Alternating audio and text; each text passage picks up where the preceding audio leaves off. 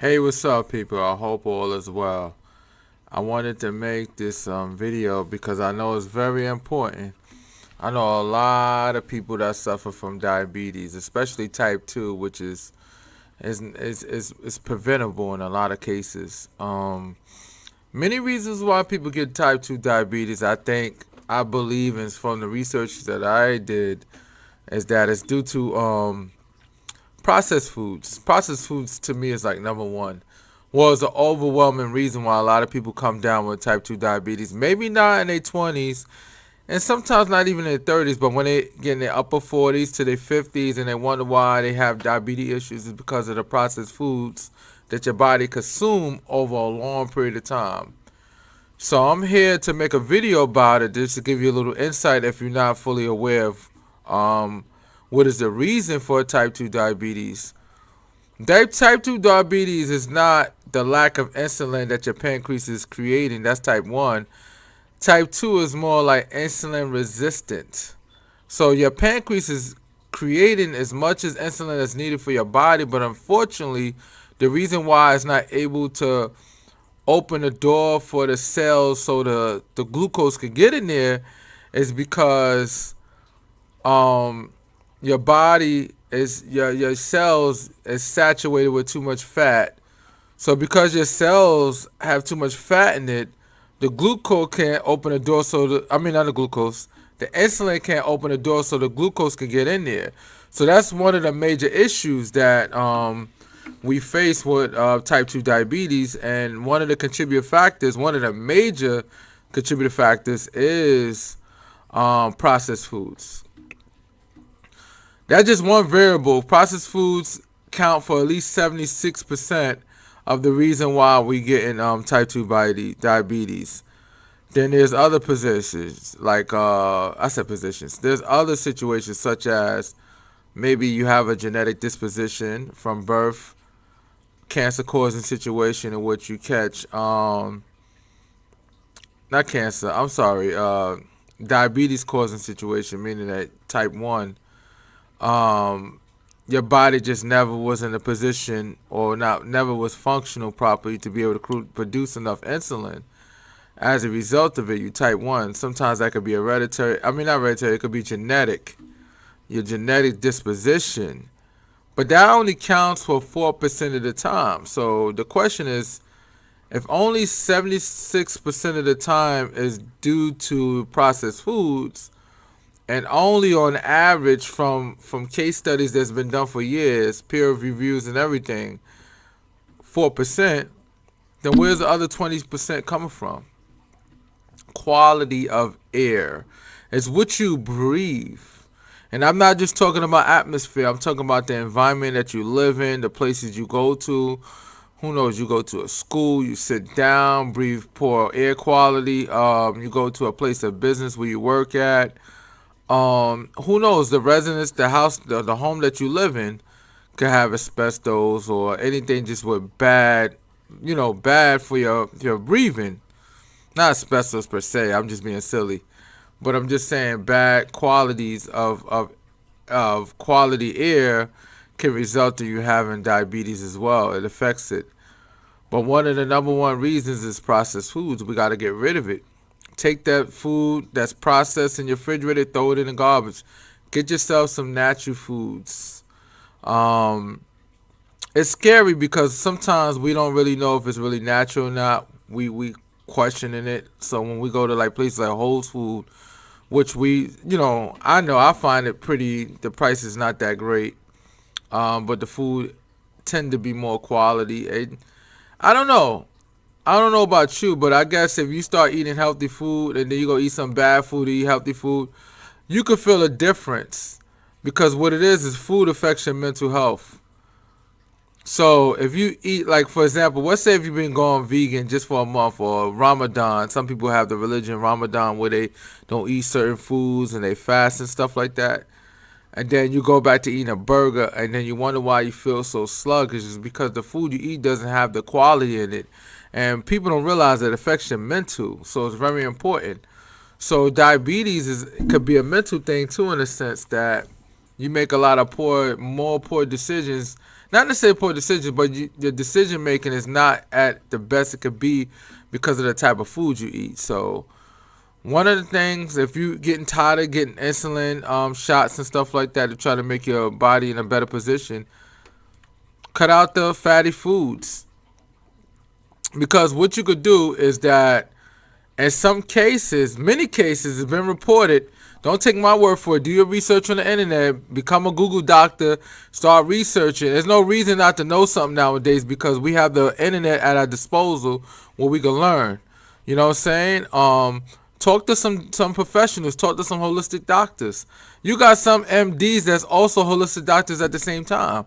So it's time. We're in an era of information. There's no reason for us not to know something. So we need to go out there and figure it out. Find out. You know, this is your life. So take matters into your own hands so you can live longer. And one of the things I will say is that a lot of times when people get type 2 diabetes, it's almost 100% preventable. You don't have to. But because of your bad eating for so many years, wear and tear in your body, it's just like driving a car and running into the ground. People say, oh, this car is a quality car. Everybody loves it. The resale value is great. But you get this car and you flooring it, you gunning, you going fast, you wilding. You know what I'm saying? You doing a lot of craziness in it. It's just a matter of time. It's going to break down like anything. You know what I'm saying? So that's just the human body. Eventually it's going to start breaking down because you're not inputting good quality food in it. Leafy green stuff, so to speak. You know what I'm saying? So it's very important for us to really think about the eating. You want to get rid of your diabetes. You want to live longer. You don't want to get no amputations or anything like that. Start changing now. You can do it. You know what I'm saying? You could change. And I understand it's tough because you've been eating this thing for so long. Some people from when they first was born until now, they be eating bad foods. But go get yourself mental help. There's nothing wrong with that. And it's not new under the sun to go get mental therapy because of the fact that you can't help but to eat these bad foods for you.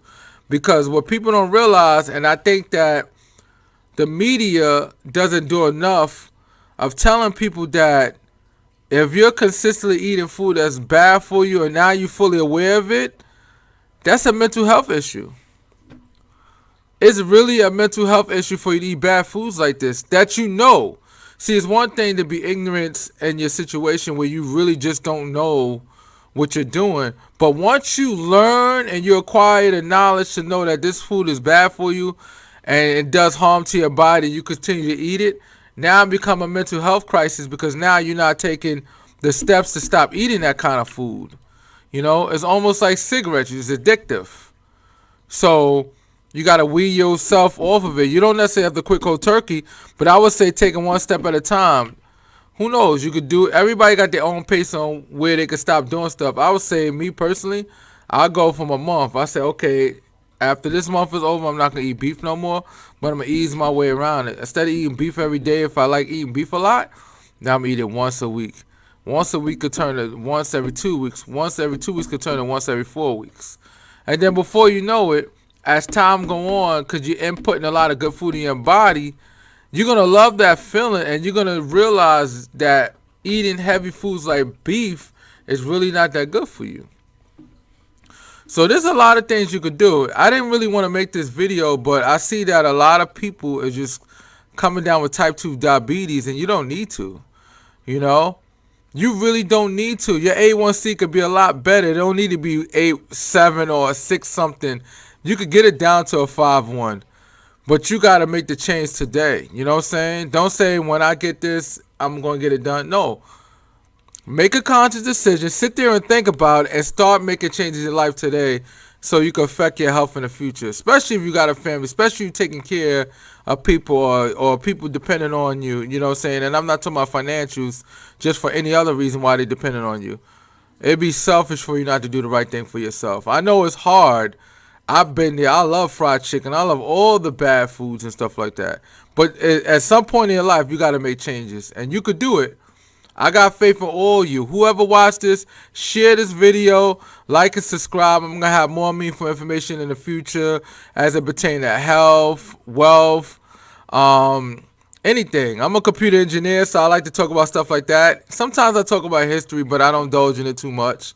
But please, type 2 diabetes is reversible for a lot of you guys. You don't have to have it.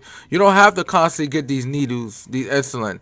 And you know how expensive insulin is. Sometimes it hurts people's pockets. Some people die. And you know it's crazy, when I was doing research, I was realizing that people was actually dying because they wasn't getting the insulin shots. And they had type 2 diabetes. So just to think, you're going to get shots because you choose not to eat right. So you got to ask yourself, is that a mental health issue or what? I'm just giving you something to think about. It's food for thought right now. I give you 5 seconds to think about that.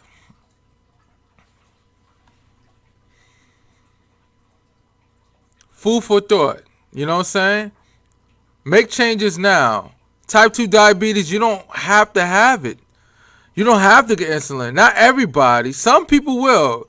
You know what I mean? Some people did so much damage over the course of a year to their body that no matter what they do, it's going to constantly need those insulin injections. But that's not for everybody. That's the good news.